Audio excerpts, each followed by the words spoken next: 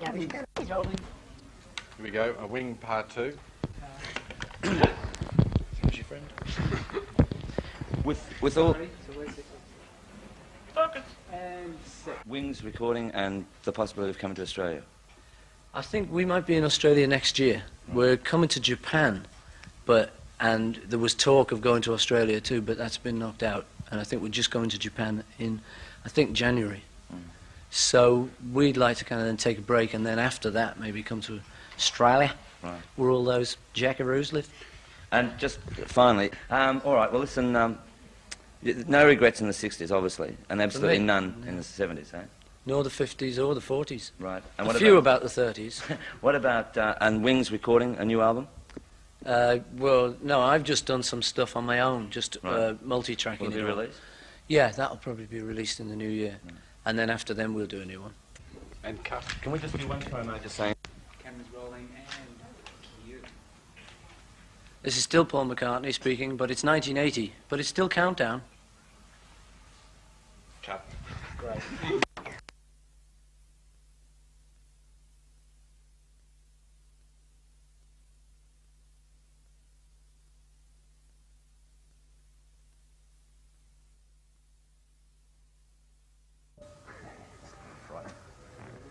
Countdown decade, roll 41, a wing.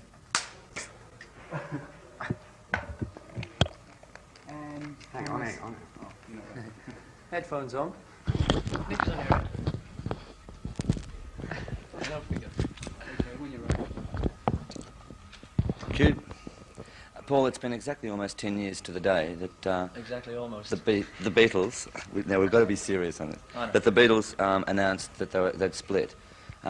And 10 years have gone since then in music. Someone was just saying before, there's not been one big identifiable Right. thing like, you know, the 50s there was all, and the 60s the Beatles and Elvis and that. But I still think it's pretty healthy. Well, I mean, It's like good. when you ask sort of...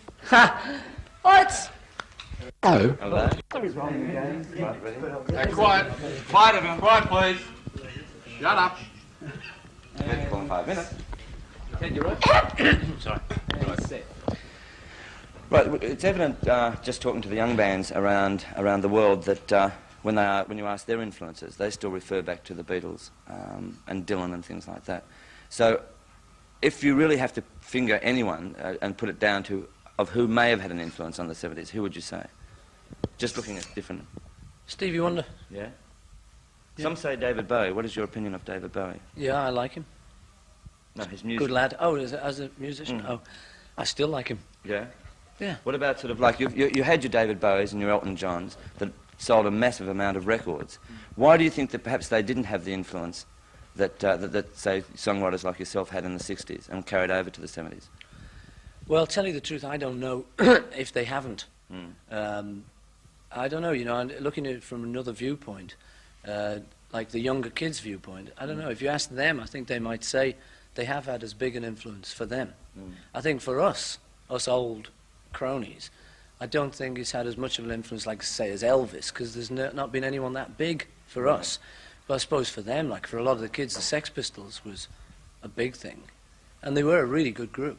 Well, now, when I interviewed you, going back to the time when the Sex Pistols were getting all the publicity, now, for instance, if you take ELO, who are an enormous group now, a lot of critics claim that they are what the Beatles would have been in the 70s. What's your opinion of, say, that statement?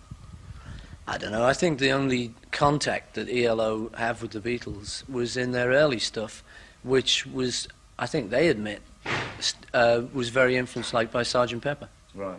I think Jeff Lynne, I mean, I've talked to him about it, you know, and he obviously liked Sgt. Pepper a lot.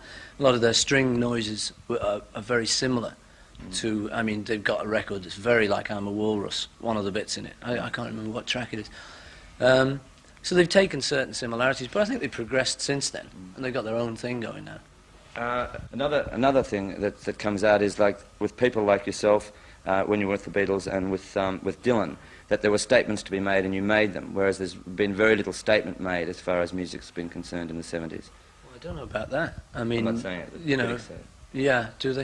Well, the critics say anything, don't they? I mean, the critics, you know, What is your should have opinion their of own that? newspaper. Now, another thing with Wings, apart from selling massive records, you're one of the first artists to actually incorporate a female singer taking a certain spotlight in a group with Linda, and a certain amount of criticism came out of that.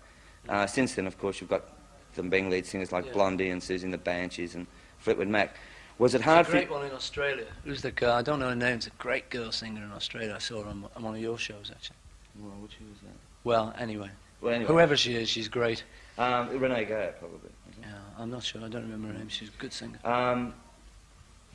Was it hard for you and Linda to go through that period where people were constantly criticising? Yeah, it was murder. Yeah, it really was difficult because. How do you see music in the 80s, Paul? Like that. Just like that. So, if you are a publisher, like we've got the Buddy Holly thing, you know, we kind of just try and look after it and see that it's done well by kind of thing, you know. And it is just amazing to find the amount of people who kind of remember him, and without you even asking them, they just bung him on an album here and there, you know.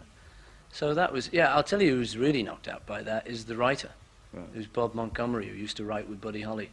And we met him recently.